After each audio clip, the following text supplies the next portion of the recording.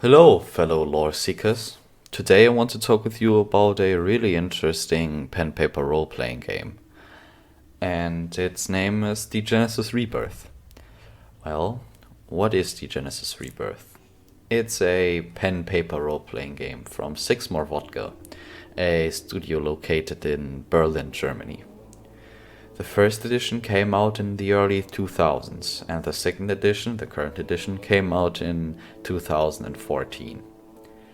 It's really interesting due to its genre, as it has its own genre, primal punk.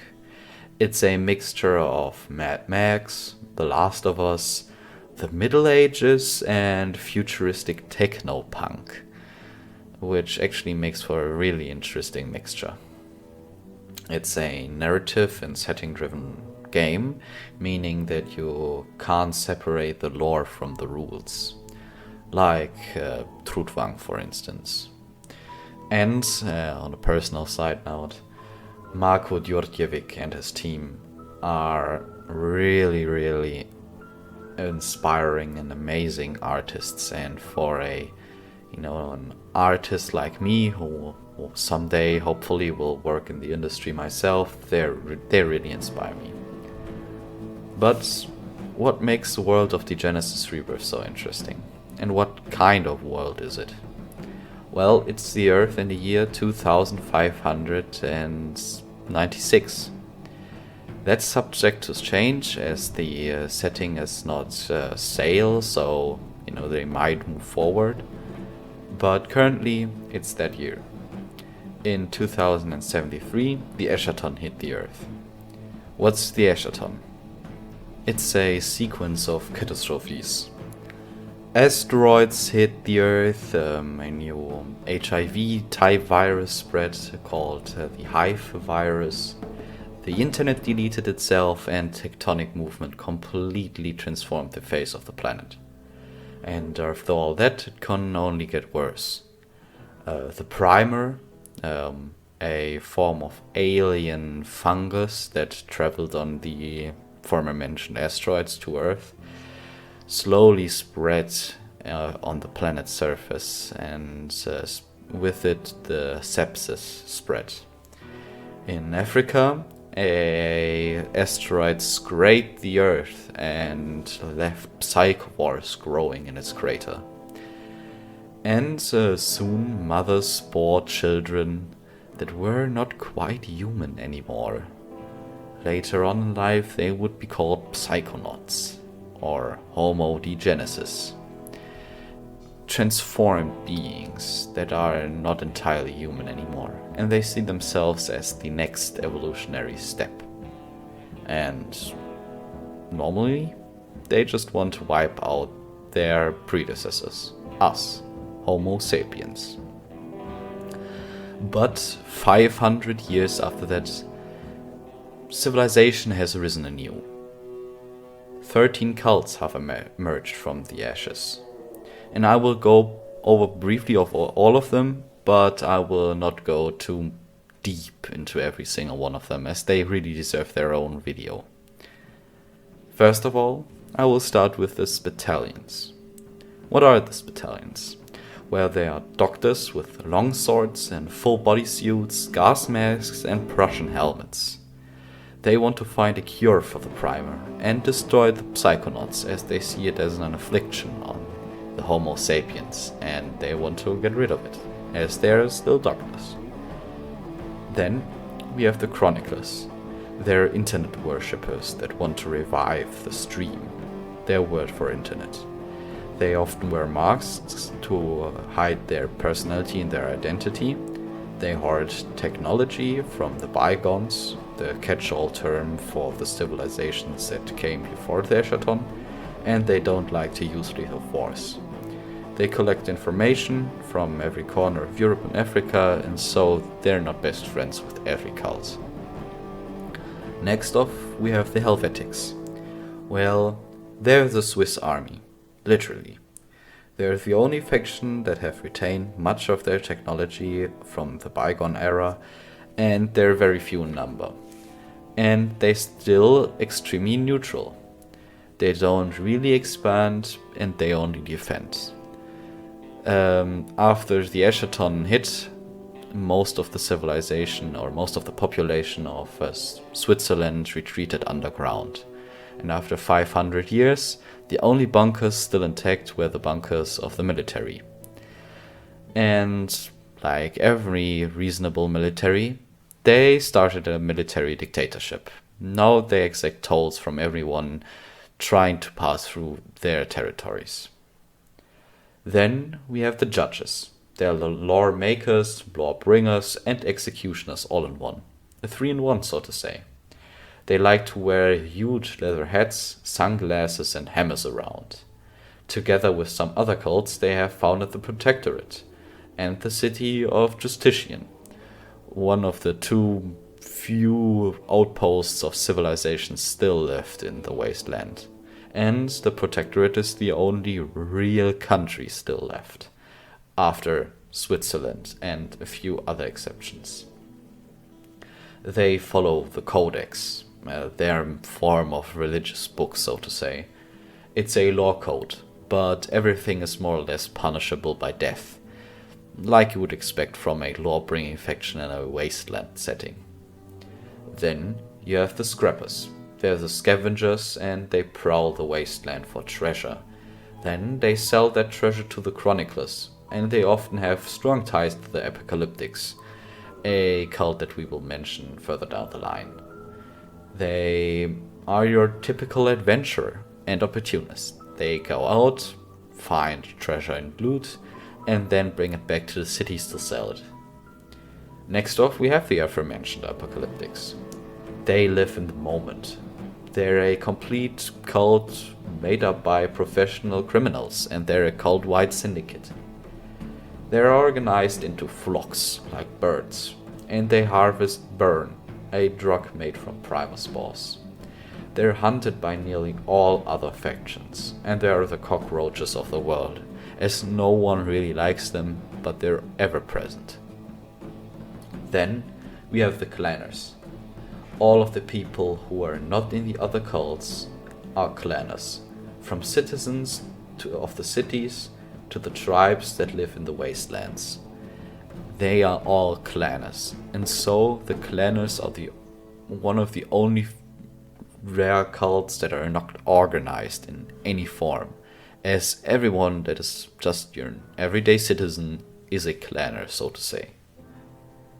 Then we have the Jehemedans, one of the 3 religious cults in Degenesis. They are the offspring religion of Islam, but they're really mixed with more other, influences. Their appearance, for instance, is very Celtic.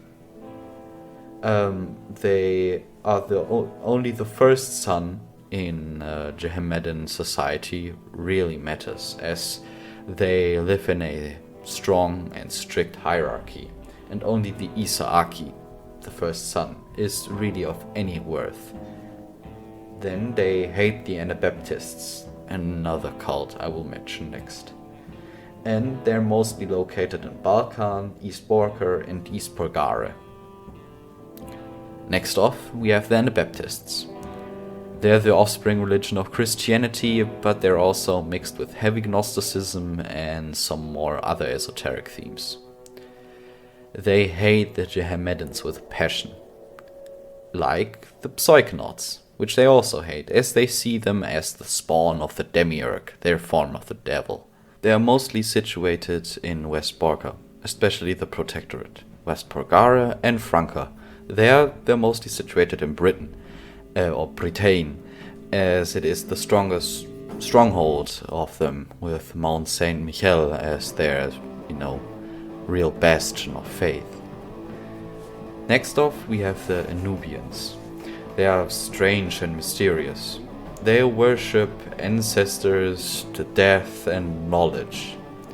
They're located in Africa, but their recruits come from all over the known world. They believe in Ka, a form of life essence passed down by their god Anubis, and Ba, a corrupting force that infests the soul. They want to perfect themselves and become kind of immortal, but not really. No one really knows, as they're not that talkative about these things. And they don't like the Anabaptists and the Jehemedans, as these cults don't like them. Next we have the second African cult, the Neo-Libyans. They're the African merchant class, and so their motto is everything for the African people. And for their own pocket. Their, so to say, capital is Tripoli in the north of Africa, and they journey throughout Africa and Europe to hunt psychonauts for sport and find artifacts to further their own wealth. They like to get some sniper rifles custom made for them, and it's really their badge of honor if you have a custom-made, extremely over-the-top killing machine of sniper. Next off, we have the Scourgers. They're the military of Africa, and made up of hundreds of semi-autonomous war bands and tribes that all have some sort of affiliation with the Scourgers. They hate the Crows, the Degenesis word for Europeans. And they fight for Africa and personal glory. They have managed to form a language that connects them, but it only really works near the psychonauts, and they can take its effect further up north, but they have to chew on psychovore seeds, which isn't that healthy. Next up we have the Palers. They are the guardians / worshippers of the sleepers, people that were put into cryo chambers and cryo sleep before the Eschaton devastated the old civilizations. They live in their bunkers and still have some technology left from before the Eschaton, but it's really not aged that well. They have completely pale skin and are sometimes deformed due to incest. They're hated by most cults, as they're seen as strange and hostile. Next off, I want to talk with you about the regions of Degenesis and also its cultures, but these two concepts are intricately linked. We have Borka, Old Germany. It's the only European region without a mother spore field. The creation of the Stukov Desert is the result of that, as the mother spore field in Borka was burned away by chemical substances. The Protectorate lies in a large part of western Borka, and the Reaper's blow splits the region into east and west. The east is dominated by Jehemedans, but the west is dominated by Judges, Anabaptists, Scrappers, and Spitalians. In the east, Osman is one of the biggest strongholds of the Jehemedans in Borka and on the complete European continent. Most people of Borka are hardy people, and explorers or survivalists, but yeah, most of them are fairly hardy as the environment breeds a warrior mentality. Next up we have Franca. It's Old France, like you might have guessed from the name. It's a very swampy area. The mother spore field to France is near Paris. In the west there's Britain, defended by Spitalians and Anabaptists. It was cleansed of psychonaut activity, and this one of the very few exceptions that I talked about in this video already, where you can actually talk of a region as a country. There are heavy trade routes in the south, and in the west there's the Protectorate, or its furthest stretching city, Bassam. But the middle is completely controlled by psychonauts and their drones. Lots of people are survivalists in Franca, as you really have to be to survive the swamps filled with deadly insects and psychonauts. Next up we have Purgare. It's Old Italy. It's also split by the Reaper's blow into east and west. The east is fertile and the west is scorched. The east is completely controlled by the Anabaptists and their allied tribes of clanners. In the Adriatic Basin, the Anabaptists clash with the Psychonauts from the west and help their allied tribes defend themselves against the voivodats of Balkan from the east. Lots of hardy warriors and farmers live in this area. Next off on our list is Balkan. It is divided into several voivodats, and lots of Jehemedins and free clanners rule over this place. There's lots of infighting, but the voivodats band together against a outside threat if it arises. The mother spore field is Usud. Sound psychonauts dwell there. The region is mostly controlled by the voivodats after they threw out the Neo-Libyans a few years back, and lots of fighters, swashbucklers and opportunists populate this land. Next off we have the region of Hispania. It's old Spain, but now it's a war-torn country. It's not really united. Some Spaniards tried to venture to Africa through the Strait of Gibraltar and extract oil, but the Africans felt robbed, and so the Africans drove the Spaniards back and followed them to Hispania. Now there's a huge war going on for the freedom of Hispania. The African-controlled region is called Al-Andalus, and it's mostly controlled by the Neo-Libyans and Scourges. Only Castile is still free of African influence. The freedom fighters, called guerreros, have made a pact with the Psychonauts of the region to cleanse Hispania, as the Psychonauts of Hispania have the ability to foresee the future, and so are a very, very important asset to their fight for the freedom of Hispania. The Jehemedins are very dominant in this region, and they fight with the guerreros against the Africans. And so many of the clanners in Hispania are also followers of the faith of Jehemedit. The terrain is very jungle-like, and lots of fighters populate this region. Next we have Poland. It's old Poland. It's largely populated by clanners and psychonauts. The spore wall in the east prevents any further passing through Asia. Danzig is the biggest city, and it's completely controlled by Spitalians. Scrappers and chroniclers also make Poland their home. There are only 3 big cities in the entire region: Danzig, Brno and Wrocław.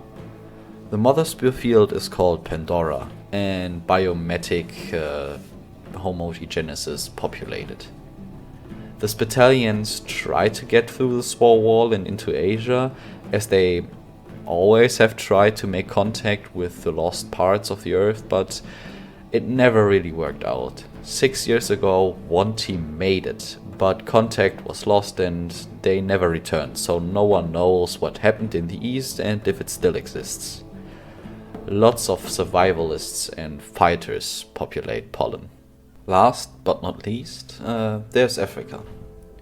It's the only country that is more or less united in the world of Degenesis. It's made up by hundreds of tribes. The northern coasts are ruled by the Neo-Libyans, and due to the tectonic movements and the overall cooling of the planet, it's now relatively green in the Sahara Desert. The region of Anubia is located here. It's the holy land of the Nubians, with its capital Cairo, but no one has ever been able to set foot in Cairo, as it's a city completely overgrown by psychovores, and the Nubians are the only ones that can actually traverse these psychovores. It still fights with the Hispanians, like I already mentioned, over Al-Andalus. And the biggest city of normal Africa is Tripoli, in the north. There are no spore fields, only psychovores, slowly encroaching from the south to north. And with this, I have completed all of the regions of Degenesis and all of the cults. If you like the lore, maybe leave a like, share, subscribe, drop a comment down in the comment section. And if you want to learn more about Degenesis, Trudvang, Warhammer Age of Sigmar and other interesting worlds and lores, then stick around on this channel. Also, if you like to really, support Degenesis, as it's a extremely cool setting with extremely cool rules and even cooler world, then check out degenesis.com. Their really cool website for this game. It's completely free to play. You can download everything for free. You don't have to pay anything. You can just donate if you really want to. And Market Jutevik and his team, they are amazing artists, and it's an extremely good game that should get more attention than it already gets, because it really, it's interesting, and the lore and also the stories that are told in this world are exceptionally good. And they often talk about, themes and topics that other settings wouldn't dare to speak about. And with this, my fellow lore seekers, I say goodbye to you. Check out my other videos. We will see you next time.